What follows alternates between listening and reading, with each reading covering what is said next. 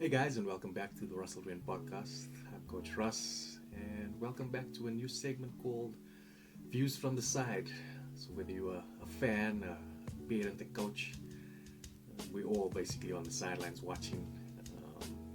At the moment, I suppose those sidelines are from our living spaces, laptops, smartphones, TVs, all these sort of things. But as it says, views from the side, we all have our views, we all have our opinions. And I think that's the beauty about sport is that we can support the same team and yet have different views regarding players, strategy, tactics, and I think that's the cool thing about sport is that it gets us talking, it gets debates going around the braai, in the living room, or wherever you are on social media, and that's what the segment is all about.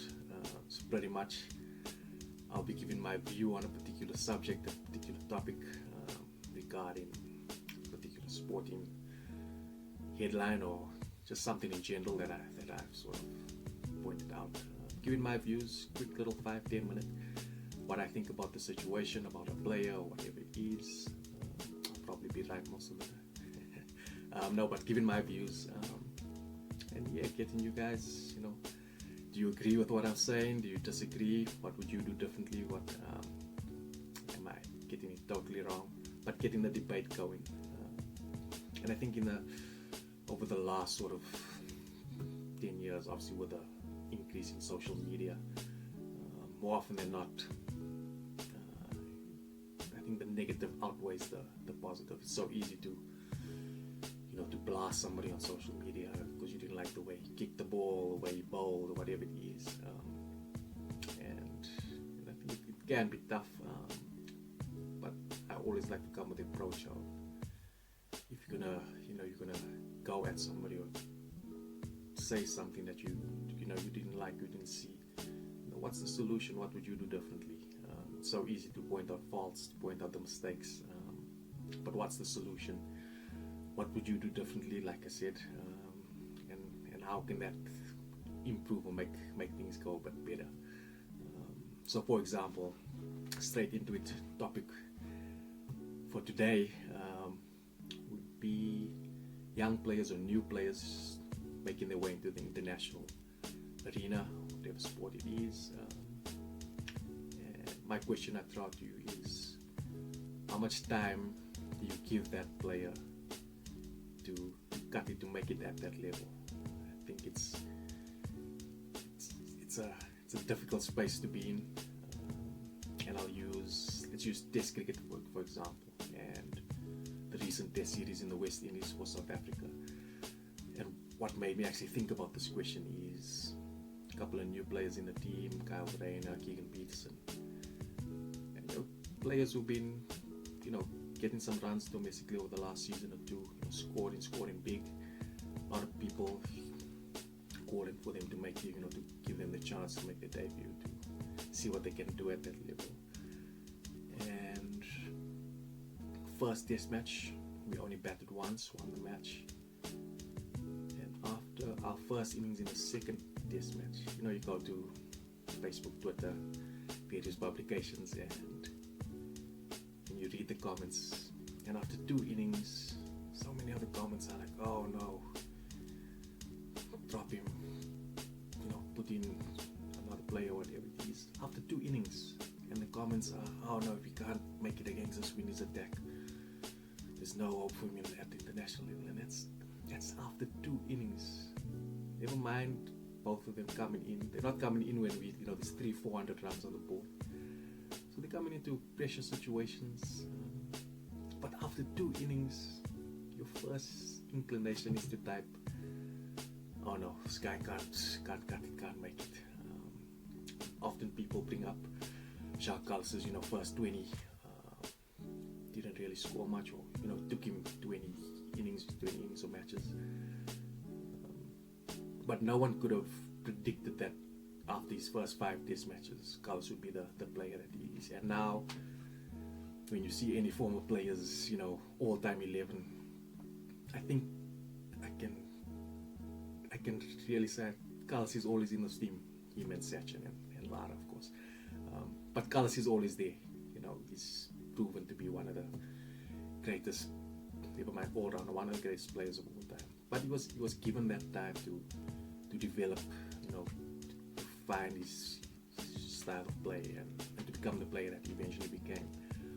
And here we are, after 2 innings, saying this guy can't make it at this level. Never mind they've been scoring.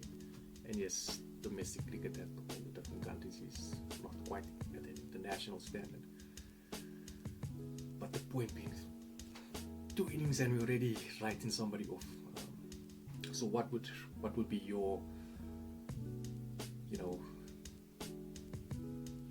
benchmark or criteria for giving a player a chance? Do you tell him, here's the next 3 series you're going to be in the team, so don't feel pressure that you're going to be dropped after 1 test match or whatever. Go out, perform, and we'll take it from there. So 2 or 3 test series, see how you do. Do you give him that sort of leeway or guarantee that you're going to be picked for so many matches, and we'll see from there? That's one option. But it definitely can't be after 1 or 2 test matches. And even in the current climate of world cricket, South Africa hasn't been playing much test cricket. That's another topic I'll get into, the big 3, India, Aussie, England. Do the rest of us play more series amongst ourselves? Pakistan, Sri Lanka, New Zealand. Okay, I'm digressing. That's going to be a question for one of the next episodes. But the young players, and I speak specifically about our test team. I think we're in a unique situation that we haven't been in for a while, where our team is very young at the moment, and especially with Faf retiring, there isn't that group of experienced players that we've always had in the past. Your Fafs and your ABs had Cullis, Kirsten, and those guys ahead of him. Same with Hashim, he had Cullis and Kirsten, Smith, and all these guys. And there's always been that next crop with the experience. And apart from Elgar, he even started late, but Elgar, and I'd say Quinton and KG, even the 2 of them, even though they've got a couple of tests now under the belts and got some experience, they're still young. So where's your ABs and your Fafs and your Hashims for Peterson and for Varela? Because same with AB and all these guys, they didn't just become great overnight. They had less pressure on him to perform, having a Cullis and an Amla going before them, and now they're almost thrust into the sun. Same out, even Aiden Markham gets a lot of